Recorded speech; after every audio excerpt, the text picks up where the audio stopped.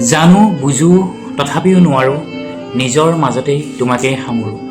সপোনৰ ৰথ আজি হতবাক স্তব্ধ, জীৱনৰ পথ আজি মলিন বিবৰ্ণ। কি শব্দৰ অৰ্থ আছিল, কি সুন্দৰ সলসলীয়াকৈ জুবিন দাই গাই গৈছিল কবিতাৰ দৰে লগা গানবোৰ। কোনে পাৰিব এতিয়া?